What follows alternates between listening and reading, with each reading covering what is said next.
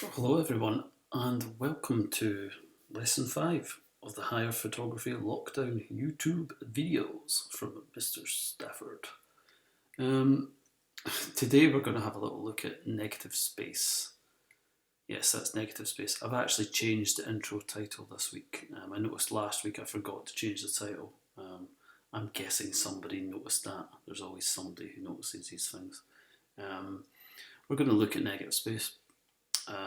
And what we're going to try and understand is how to use negative space within your photographic images. That's what we're hoping that you can understand. The success criteria is to define the term negative space. First of all, identify the use of negative space within photographic images, and then finally take a series of photographs through the use of negative space. So just a similar format to what we've been doing in previous weeks. So what is negative space? It's not me, by the way. Don't say, oh, it's you, Mr. Stafford. I've heard that before. Negative space is the area surrounding the main subject in a photograph which is left unoccupied. So put simply, it is the space around the object itself that helps define the positive space or the main focus. So basically, it's the area around the photograph, which around the main subject, and normally with negative space, there's not much going on within that particular space.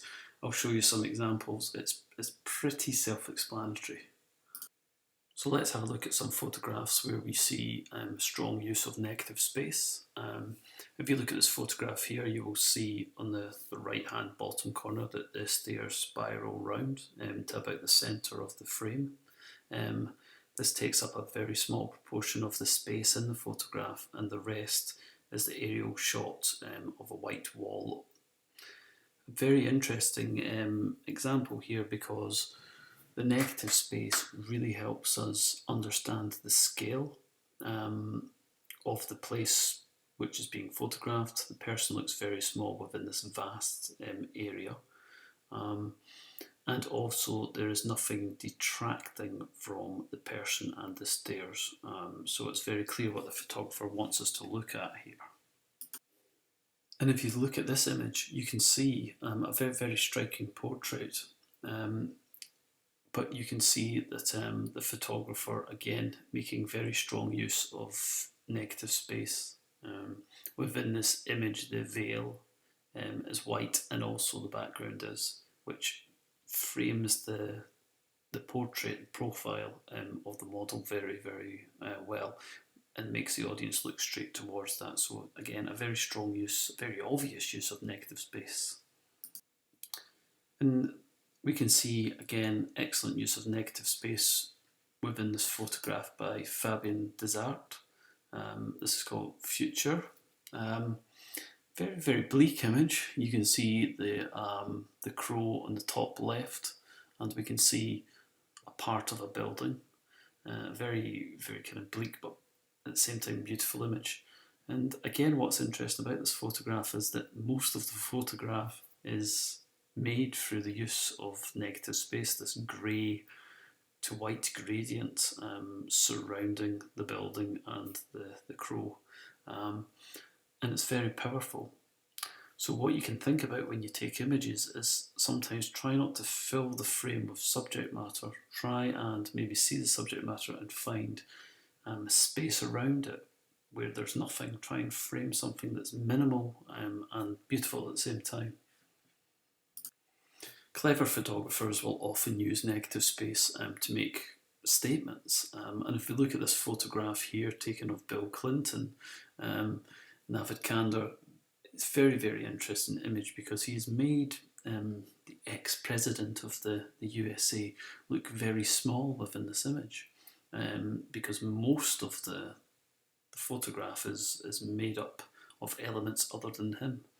The grey background and the table are all very flat and negative.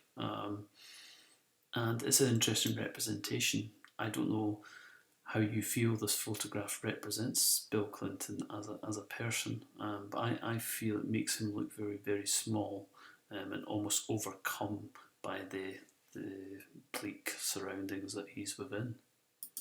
A photographer that I'll be speaking about quite a lot this year is a photographer called Michael Kenna. Michael Kenna, a contemporary photographer, and his images, he often takes images of landscapes through the use of very long exposures. And these exposures often render parts of the landscape to be negative, to be white. He'll maybe take a photograph that will be 22 hours long, an exposure. And again, very, very interesting use of space here. We can see, a very, very minimal photograph of just a tree with the land, and it's very beautiful because the lack of subject within it. And it is a skill. If you can create an image which doesn't have much subject matter but is still really, really strong, is definitely a skill. A lot of the time you will see images which are representing negative space to be black and white, and it would be good to see people taking some images in black and white this week. It allows you to simplify your subject and declutter your subject. Really looking forward to seeing how you do it. One of the easiest ways to create negative space within your photographs is to soften the background. Often what you'll have when you're taking a photograph of something is you'll have a background which is quite busy. And what you can do is you can use a large aperture, or low f number, to soften the background, which makes the background seem less busy. So if we look at this photograph here of a caterpillar, you'll see that within this photograph the caterpillar's in focus, and so is a part of the plant which it's on. But we'll see that the background is, we just have a green matte background, and this is the negative space within the image. This has been created through a shallow depth of field as the background's been softened. So this is actually a technical technique that you will learn to do when we're back at school, which will help you create images with negative space. I also found this very informative slide on the internet, which also relates to negative space. This slide communicates the importance of framing. And I'll just read through some of this. So basically, by using negative space to frame your image, you're basically removing any distracting elements from the photograph. Therefore, your main subject will stand out.